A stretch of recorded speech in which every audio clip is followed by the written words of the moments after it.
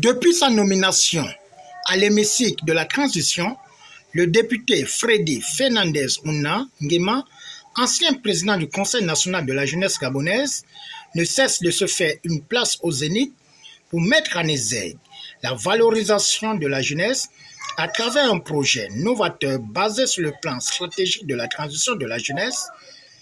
C'est dans ce cadre que la salle de conférence des eaux et forêts a servi de cadre à une importante réunion ce 13 août 2024 en présence des invités de marque. Éveille-toi d'abord, une aurore se lève, encourage l'acteur qui vibre et nous soulève. C'est enfin notre essor vers la félicité. C'est enfin notre essor vers la félicité. Au nom de Monsieur le ministre des Eaux et Forêts, le général de brigade Maurice Rossi Alugo, nous vous souhaitons la plus cordiale des bienvenues au sein de notre ministère. Je voudrais vous faire savoir que nous sommes très honorés par votre présence au sein de ces ministères et, je veux dire, à l'intérieur de cet auditorium. En effet, comme vous le savez, les plus hautes autorités de la République, en tête desquelles Monsieur le Président de la République, chef de l'État, Monsieur Brice Clotaire Oligui Nguema, attachent du prix à la réussite de la présente transition à laquelle nous sommes en train de vivre.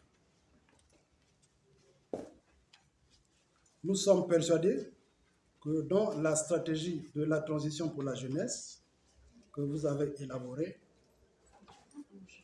vous allez proposer aux invités ici présents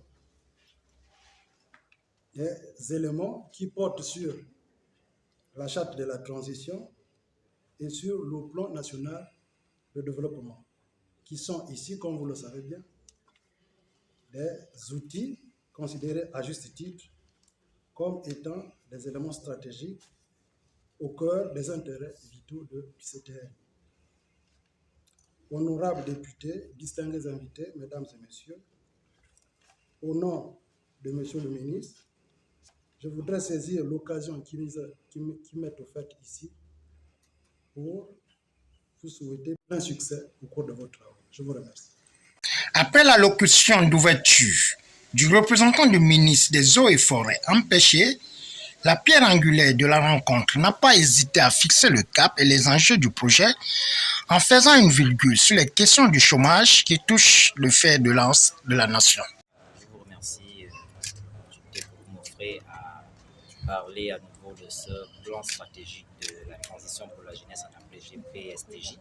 Alors, c'est une réflexion que j'ai menée pour permettre à la jeunesse de contribuer à sa manière à l'essor vers la félicité tant prôné par les autorités de la transition pour notre pays.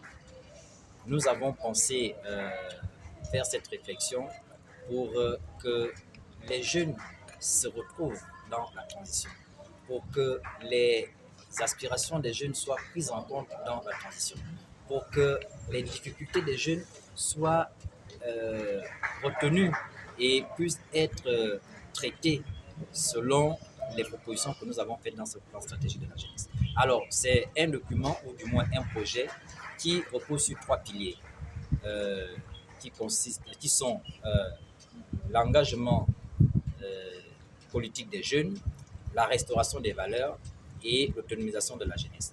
De ces 3 piliers, nous avons 5 programmes.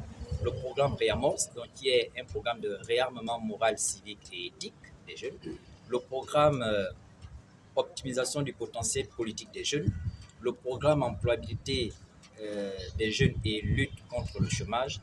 Le programme gestion de l'environnement et protection de la nature.